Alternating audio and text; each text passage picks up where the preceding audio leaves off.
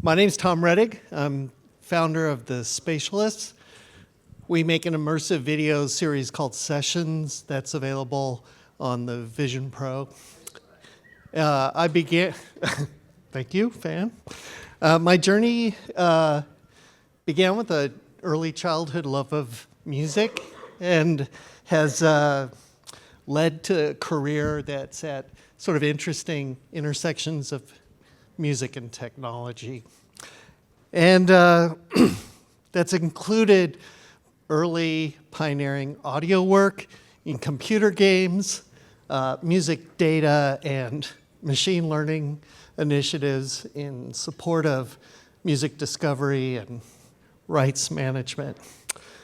And I've been following VR since first putting on a headset in the 90s, but it was the release of the Vision Pro, February last year, that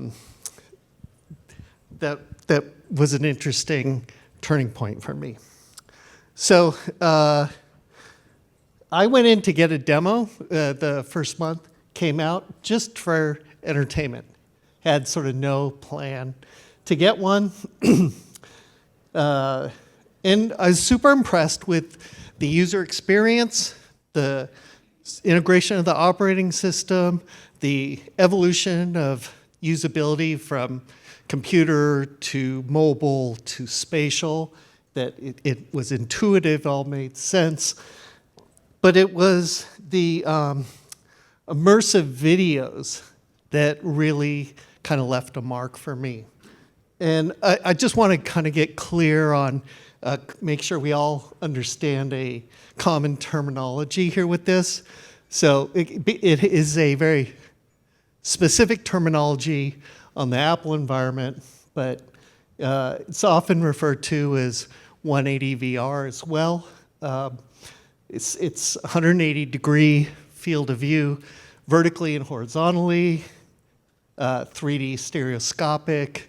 Our video is shot at 8K per eye, 90 frames per second, and HDR. All of these things are very critical to creating a supernatural looking, not supernatural, but supernatural. In any event, I want to see how many people have experienced immersive video on any headset before. Okay, so most of you are familiar. And how many on the Vision Pro specifically? About the same number. Cool.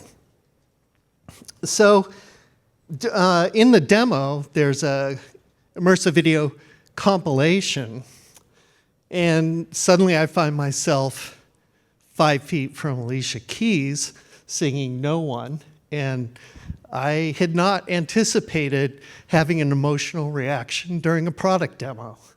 And it wasn't just the Alicia Keys, though. It was a lot of those bits, the tightrope or high line video where she walks the tightrope in these cliffs, even the rhino sanctuary.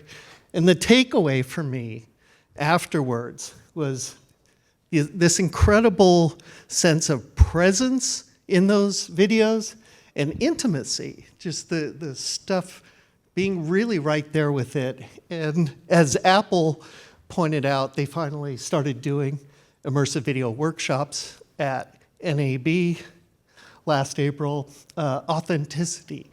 So I thought a lot about presence and intimacy. I agree with them on the authenticity piece.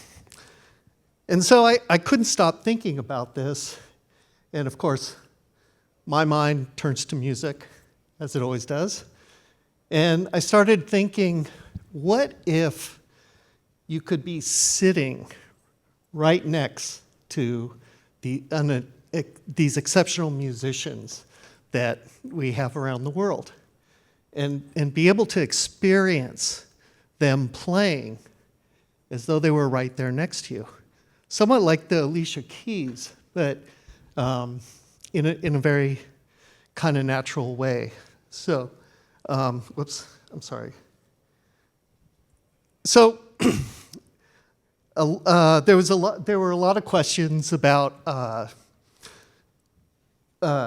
people asking me. I thought about it myself. Why not just record a concert? And in fact, a lot of immersive video on the Quest included examples of this. But one of the challenges, in fact, there's quite a number of challenges, but one of them is that the band is kind of spread out on stage. So, and Apple's done this. They have this it's very fun Metallica video that they did in Immersive.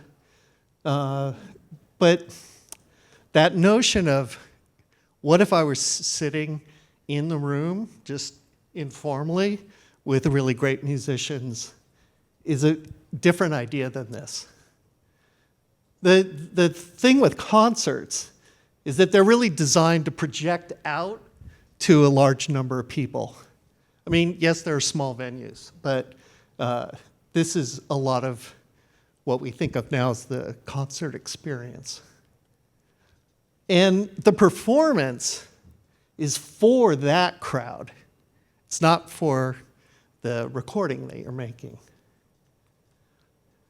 And there's also this thing about the physical impact of loud volume.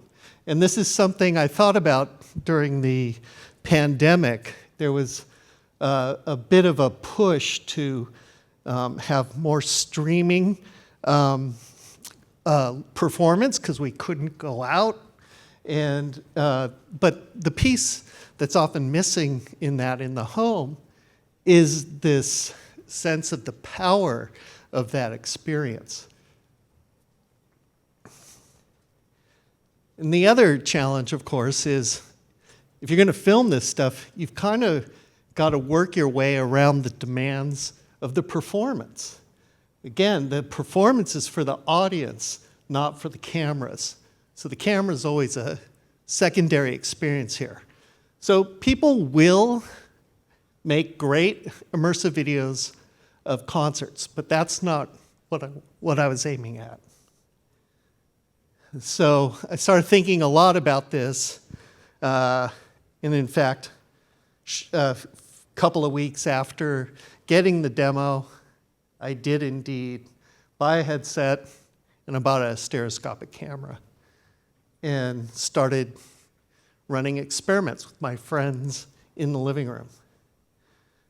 And so I want to just talk to you about some of the considerations then for how do you get that kind of more intimate experience that I think brings out the nature of immersive video. So one thing is small ensembles. So in general, when I'm looking for artists to work with, no more than 5 or maybe 6 performers. I think you could do things with a single performer if they're extraordinary, but it's kind of nice to have 4 or 5 because there's a lot going on to look at. And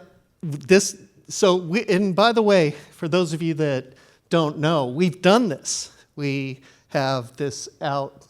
This is AJ Lee and Blue Summit.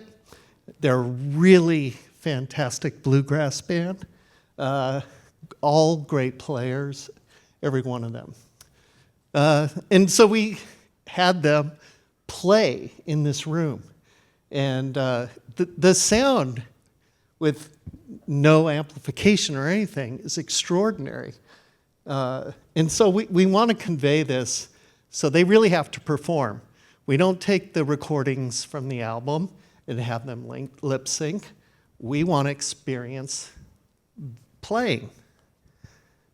And to give it that sense of presence, of you being there, and the intimacy of it, we're avoiding amplification or any kind of monitoring scenario. So like groups that have a drum kit immediately require amplification of voices, in-ear monitoring, just because the imbalance of loudness levels.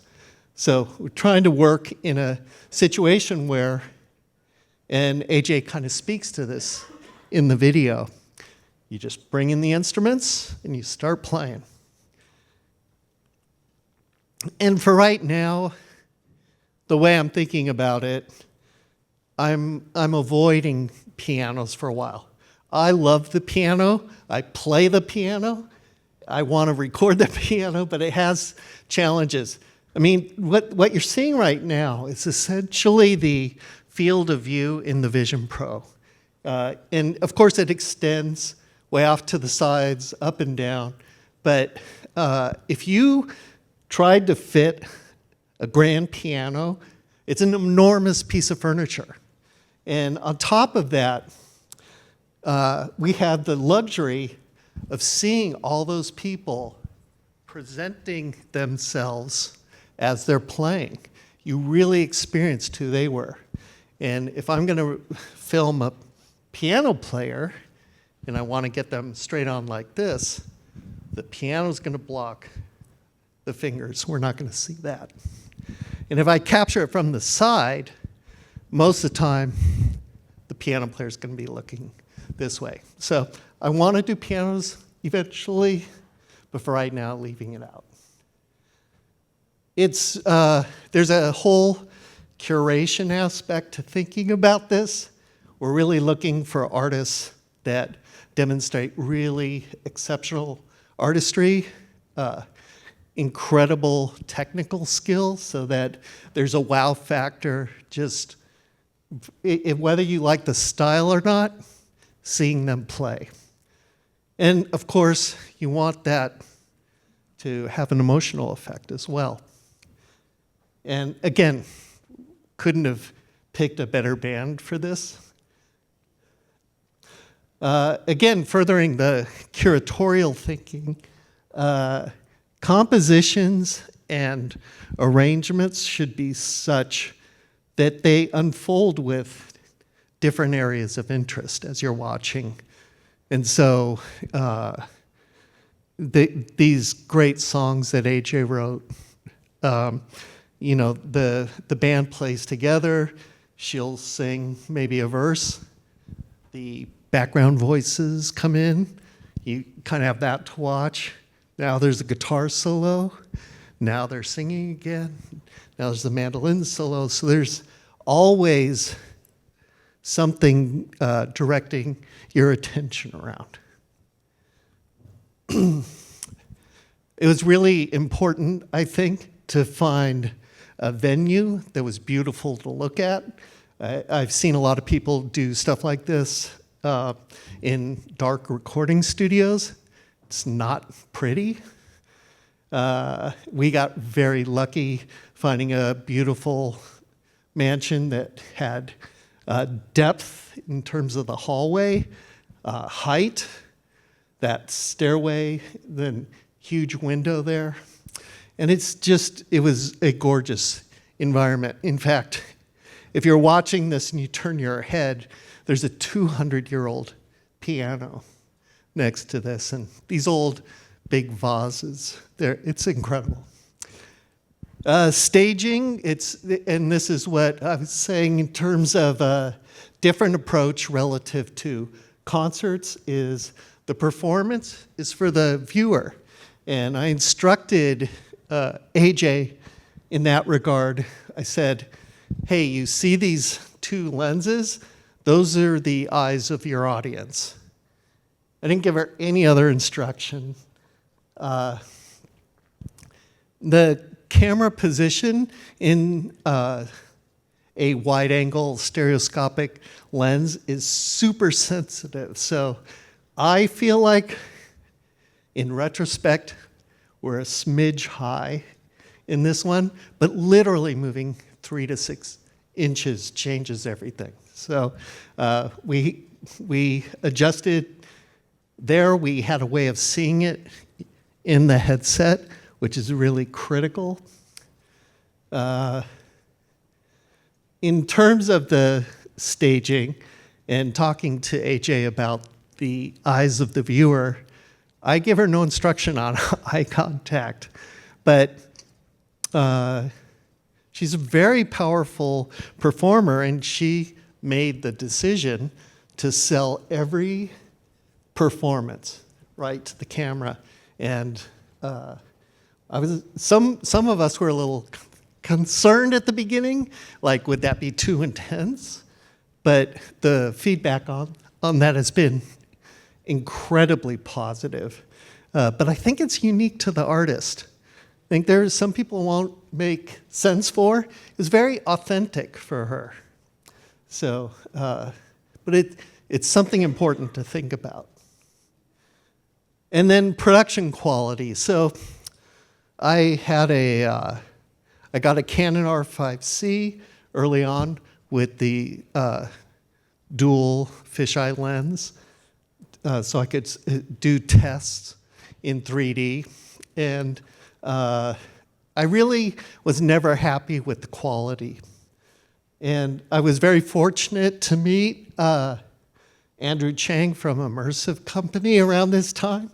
We met over Reddit, and I'd been talking about planning this production. I'd already started talking to the artist and lining everything up, and he had just started to develop this camera system, but he hadn't used it in production yet.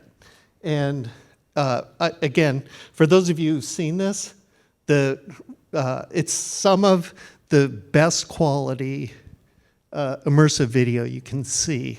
A lot of people have compared it as being somewhat sharper than the video coming from Apple. I'm super happy with it. It looks great. But all these things lending to this sense of you are there. They are just playing in the room for you. And it's really, I think it's a different way to experience music performance. So things to think about going forward. We limited the number of variables to get this done. It's hard to execute 3D 180 a project. So we ended up with limited camera position and no movement. Movement is risky in 3D because it can lead to discomfort. And so we want to be very deliberate about how we do that going forward. But we want to do it. More focus on spatial audio. You see this. There were 3 microphones in front of the artist. This is a traditional bluegrass miking configuration. It's actually an extension of a single mic configuration from very, very old days. And it led to artists mixing by leaning in. And I wanted that choreography, the kind of organic movement that would happen as a result. So we just use the 3 mics. We add spot mic on the violin and on the stand-up bass. But in the future, we ended up mixing this in Dolby Atmos. I would absolutely use Amazonic or room mics going forward. We had utilitarian lighting, but it was a lot because at 90 frames per second, you have to just flood the space with light.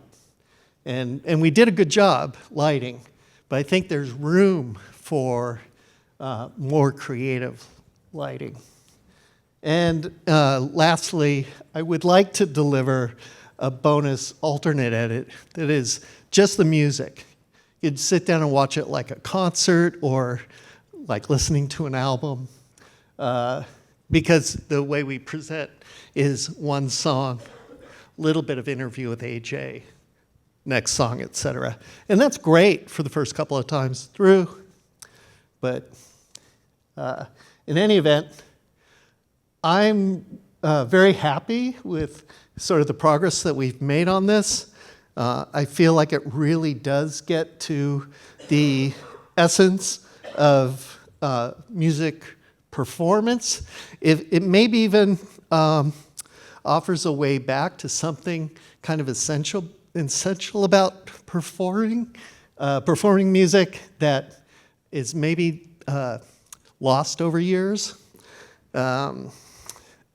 It's a chance, though, to be close to the craft and the artistry, and to even potentially preserve the legacy of artists and even styles that may start to fade over years. So, in any event, I'm hopeful that we can that this could evolve into a new way to experience music, not just a new medium, but hopefully a different way to experience. Thanks. It looks like I have time for questions, miraculously. If anyone has any. Yeah. Hi, so you mentioned the possibility of having multiple different camera positions and something like that. Do you think the user would prefer to have control over that themselves, or do you imagine that being like a director's cut where that's already predetermined? That's a great question. I've thought about this prior to immersive video, that I thought it would be really cool in watching streaming concerts, because I do this when I go see a concert, is, there's a great guitar solo going on here, or, oh my God, that bass line's crazy. And so you want to watch what you want to watch. And so it would be cool if you could, as a user, choose that stuff, because directors don't think the same way you're consuming music. The beauty of this is that everybody was there the whole time. You actually are the editor. That was that whole notion of evolving points of focus. You get to kind of watch what's going on.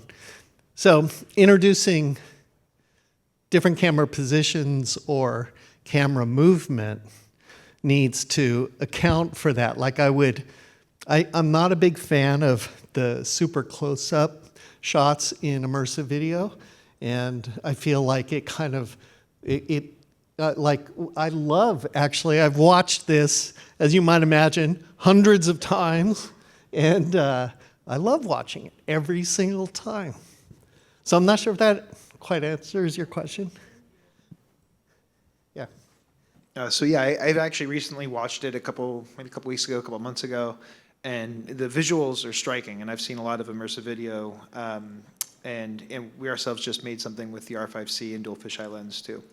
So can you say more about the camera system that you used? You mentioned it in brief, but more details, whether it's a system for purchase or they offer studio time and like all the logistics. Sure, yeah. So I really highly recommend going to the website of Immersive Company. It's immersivecompany.com. They're my creation partners, and it was their camera. I'm under non-disclosure, so they've asked me to not talk about it, but if you reach out to them, they will talk about it. But as I said, that source material we developed was 8K by 8K per eye, 90 frames per second HDR. It's beautiful source material. I think we can do one more.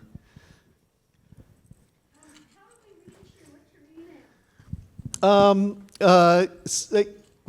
I'll give you my website. It's thespatialists.net, just like it's spelled on the program. And I have a contact form there, so easy to get a hold of me there. I'm also, my flight doesn't leave for a long time, so anyone want to talk out in the hall, I'm happy to do that. Thank you all for coming. Really appreciate it.